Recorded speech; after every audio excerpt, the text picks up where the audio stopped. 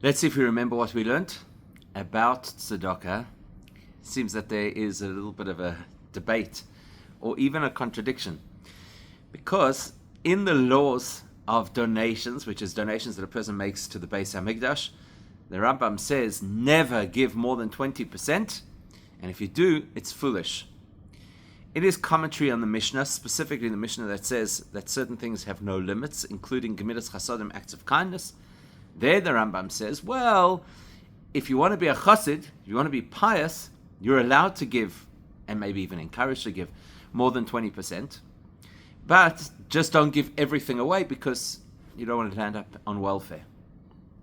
And then we saw that the Alter Rebbe says in Tanya that there might be circumstances where you can give even more tzedakah than 20%, and maybe even give everything away. So that's three different views, and we need to understand how to put them all together. So you can understand that if you've got two opinions that the Rambam has written in two different places, you can anticipate that if there are any commentaries on the works of the Rambam, they'll probably address this. So that's where we'll start trying to piece this thing together and try and make sense of it, is what the commentaries on the Rambam's writings have to say. So the first thing that they distinguish, and it's quite logical if you actually think about it, the first thing that they distinguish between is if you are pledging of your own accord versus if somebody approaches you and asks for help. Now, if you think about it, there's a logical difference between the two. Let's say that a person has, they create their tzedakah budget for the year, which is probably a good thing to do. You anticipate what kind of income you're going to have. So based on that, you map out what you think is going to be your tzedakah budget. Or alternatively, you don't have to do it annually. You could do it on a monthly basis. And if you don't want to anticipate and create your tzedakah budget in advance, you could set it up that as money comes into your account, so you track it and you generate the appropriate tzedakah to match it. Right? A person can do that. In fact, in today's world where everything is modern and there's tech and all that kind of thing, it's the easiest thing in the world to set up a little spreadsheet with a few basic formulae that as money comes into your account, you add it into the spreadsheet, so it should calculate what your tzedakah obligations are, and then you can track as you fulfill that tzedakah obligations. That's really simple to do. So that's the first category. The second category is somebody rings your doorbell and says, I'm hungry, I have nothing to eat. Or they stop you at the street corner and they put out their hands. Or those might be a little less personal to us because they might just be random strangers. But what happens if in the community there's a particular need and somebody approaches us and says, listen, there's a family in the community that's in trouble?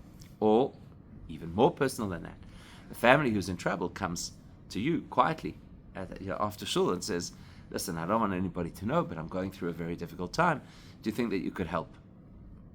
Anybody can appreciate that there are two different psychologies at work over here.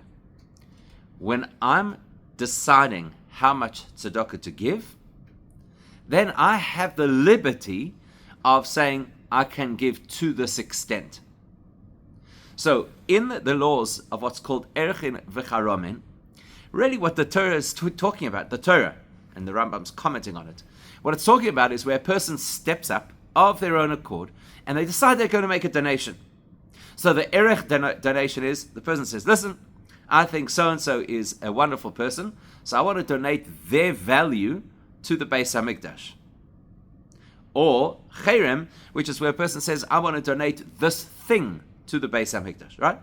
So in both of those cases, it's me, it's my idea, I'm the person driving it. So therefore, it makes sense that the Torah should give me rules to follow, which are limiting rules. Listen, go ahead, this is a wonderful thing. We appreciate that you're going to donate to the Beis Hamikdash, or to your local tzedakah, or to your community, or whatever the case might be. But we don't want you to go wild. We don't want you to be irresponsible. So we're going to ring fence it. And we're going to say, if you want to give tzedakah, never give more than 20%. And if that's the kind of tzedakah budget that you're creating that goes beyond 20%, the Rambam will say you're a fool. But if somebody's in dire straits and they knock on your door and they say, I don't have food to put on my table, do you think it would ever be an acceptable response to say, sorry, I've exceeded my tzedakah budget? That's not appropriate. That's not nice. And particularly because the Torah says that when somebody is destitute, our obligation is to give them dei machsoiroi asher yechsar loi, to work out what they actually lack, and therefore to give them what they need. In other words, the Torah redefines the nature of tzedakah.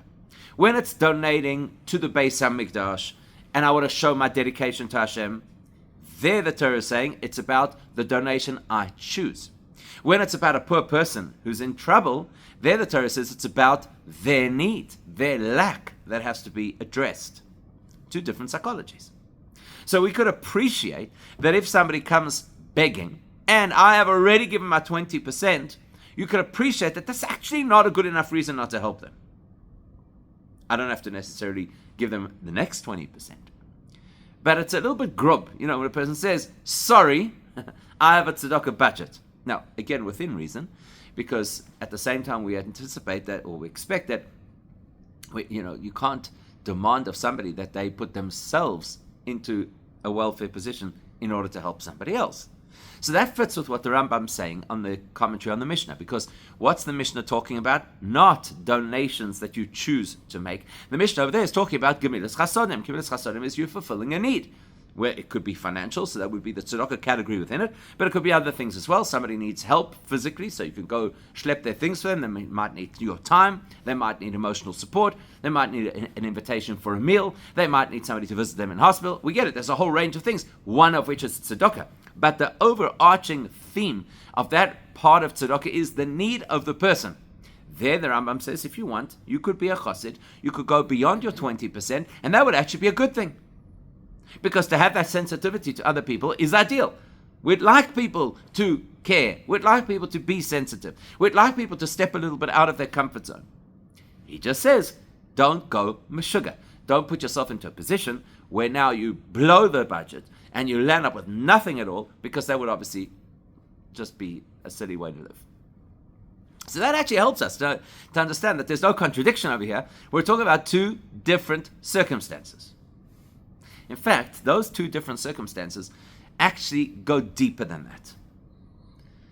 In any mitzvah, or let's put mitzvahs aside for a second, in any interaction, there are always two sides to the interaction. There's the side of what it does for me, and there's the side of what it does for the other person. So we get it. In the case of tzedakah, when a person needs financial assistance, and I give them the financial assistance, we understand what it does for them. They didn't have the money to put food on the table. Now they have the money to put food on the table. Fine. What does it do for me? So it's interesting that when it comes to this concept of erchin v'charomin, which is all about the donations that a person is supposed to make to the Beis HaMikdash, the Rambam points something out, and he says, you know what? This is part of training ourselves to become better people. In other words, learning a cadence of contribution, of donations, is actually good for us. Why is that? Well, it's only natural for people to be self-interested. And it's only natural for people to believe that if I worked really hard to achieve something, why should I have to share it with someone or something else? In other words, to share with people or to share with a cause. This is my hard-earned money. This is my thing that I worked on, that I invested blood, sweat, and tears, and maybe this guy should just go get a job. Or in the case of Erchin B'Charomim, there's a whole community. Let the community support the institution. Doesn't all have to sit on my shoulders. So the Rambam says the idea of making donations not to poor people, but making donations to a cause, is part of us retraining ourselves that we shouldn't live a self-absorbed life. And it's quite a thing. People often ask about giving tzedakah. The tradition is that you're supposed to give tzedakah every single day before you daven. That's what you're supposed to do. Now, is there a poor man every single day in shul before you daven? Depends where in the world you live. Here, not at all. Go to Jerusalem, while you're davening, a panhandler will come up to you and he'll ask you for tzedakah. So if the guy comes up to you and asks you for tzedakah, you could feel that sense of helping somebody out. But when you give tzedakah every single morning, you go over to the tzedakah box and you take your coin, you put it into the tzedakah box, or if you're the modern person, you take your app and you swipe and you do your tzedakah via the app. What's it doing at that point? By the time that money reaches the recipient, it could be 6 weeks from now, it could be 3 months from now. It depends how long it takes you to fill your tzedakah box. Well, so what are you doing? You're training yourself, right? That's what you're doing. You're training yourself. You're training yourself not to think about yourself. That's the idea. That's why the Rebbe was very in favor of having a tzedakah box in the kitchen, so that before a woman starts to prepare food, she should first give tzedakah, so that we train ourselves to first think about giving before we think about our personal needs. Because when you cook, it's something you're going to do every single day, and you're going to do it before your personal needs. Likewise, the Rebbe was very in favor of having a tzedakah box on your desk in your office, so before you have a meeting that's going to help to enrich you, basically to move your business forward, first you give tzedakah, so that you orient yourself that life is not just about filling my account, it's about caring about other people. So therefore the Rambam says this concept of donations, not the concept of the beggar who asks, but the concept of donations, that is so that you don't, he uses the expression, so that you don't develop a stingy trait. Okay? So you get yourself, you habituate yourself into giving tzedakah. Whereas, if the guy's knocking on your door, or he's pushing his cup into your face, that's not about teaching you the art of not being stingy. That's about a real case where you can actually help somebody. So therefore, if you think about it, if the idea is to train myself not to be completely self-absorbed, then it makes sense that there should be a limit to how much I have to give in order to train myself. I don't have to give huge sums of money. That's the coin in the tzedakah box every single day. It's about creating the habit. It's about wiring those neural pathways of thinking about others, of giving.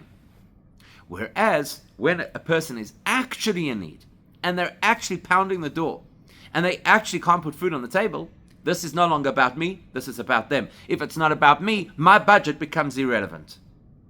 So when I'm training myself to give tzedakah, the Rambam says we can make a red line that says never give more than 20%, because that would be either reckless or inappropriate, but it also it's not necessary to achieve the objective.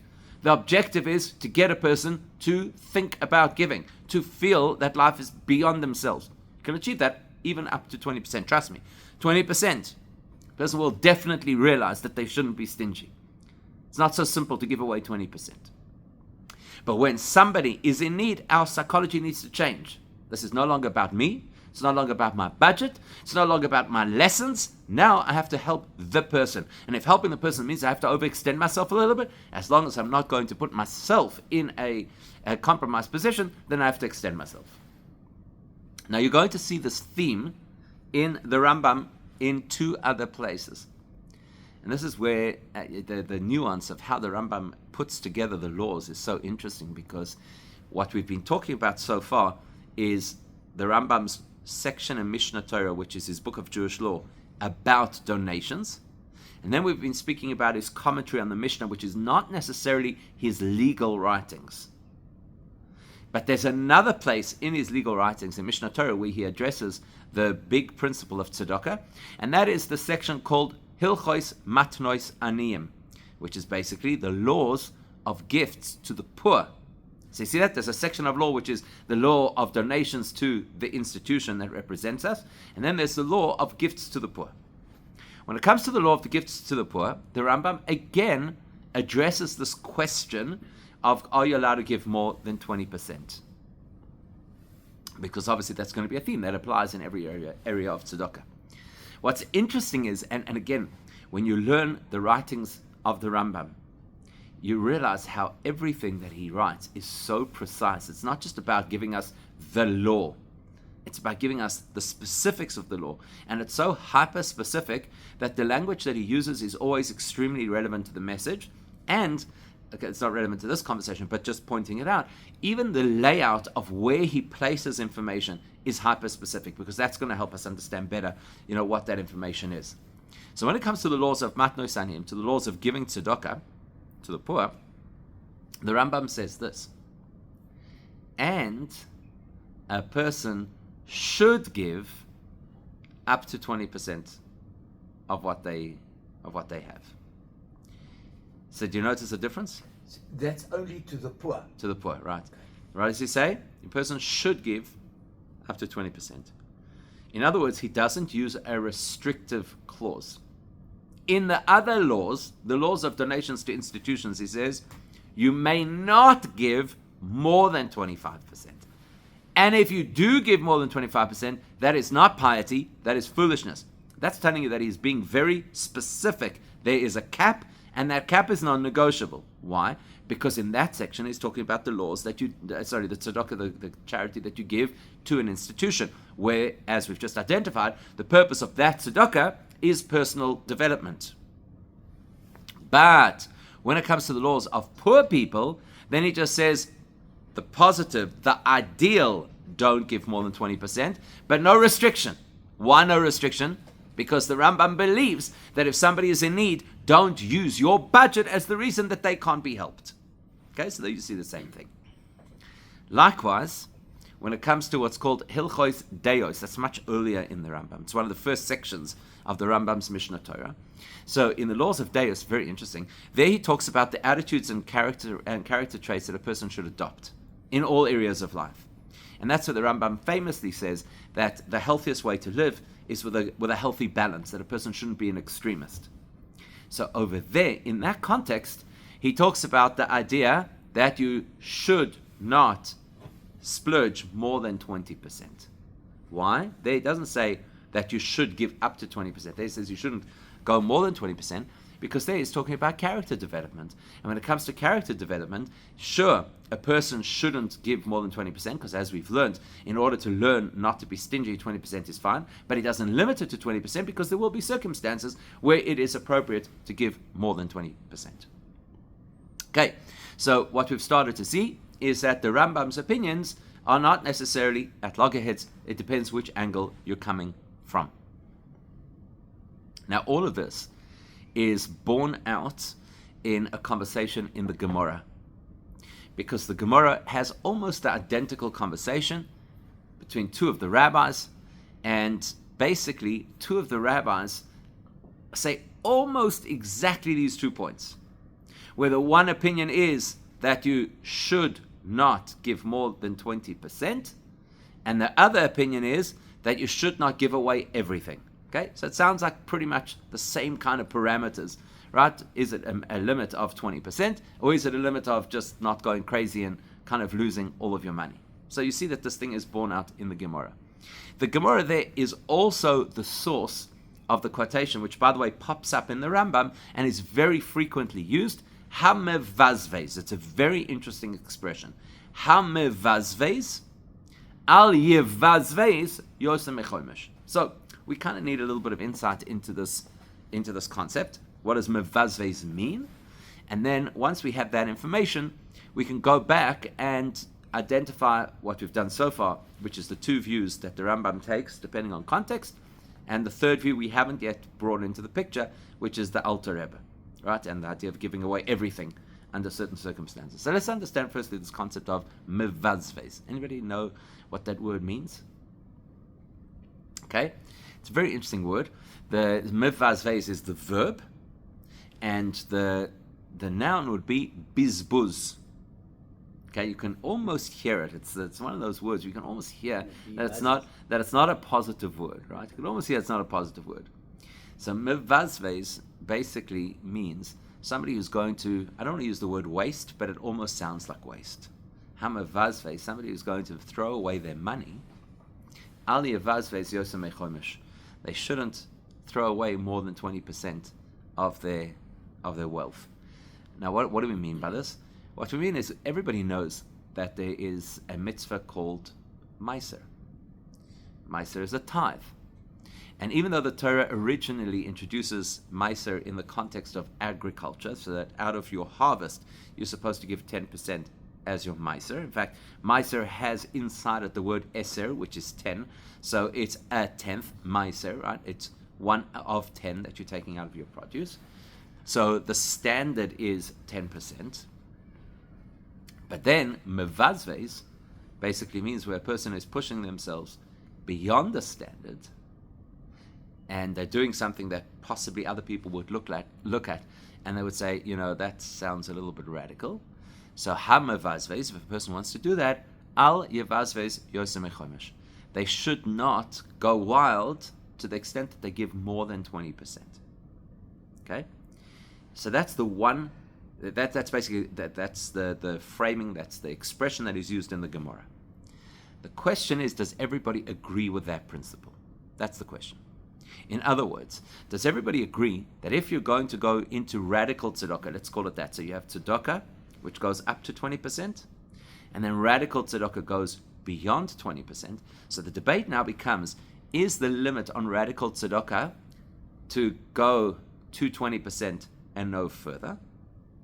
Hamavazves al yevazves. If you're going to splurge, don't spend or extend yourself more than 20%?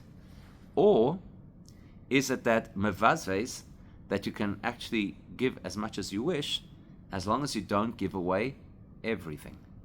If you have a look in the Gemara, it seems that those are the two opinions. Where the one view is basically saying you can go wild to 20%, and the other opinion is saying you can go wild as much as you want, as long as you leave yourself enough to live on. So basically if we were to take those two opinions and plug them into the Rambam, then the Rambam would be saying this: if you're giving a donation to the institution, to the Beis HaMikdash, don't go over 20%. If you're helping other people, as long as you don't put yourself into a position that you need to be helped, as long as you retain enough to live on, you can give whatever you want. So when a guy like Warren Buffett says that he's going to give away 90% of his wealth, we say, Gesundheit, you can do that because you could give 90% of your wealth and still live a very comfortable life. That's not a problem, right? The question is, can you give that to institutions, or do you have to give that to people? That would be the interesting debate over here from the Rambam's perspective. What we don't understand yet is, where could the Alter Rebbe come up with this idea that you should give everything away, of course under circumstances, if that doesn't seem to be supported not by the Gemara nor by the Rambam? So where did that come from? So that's the last piece of this puzzle.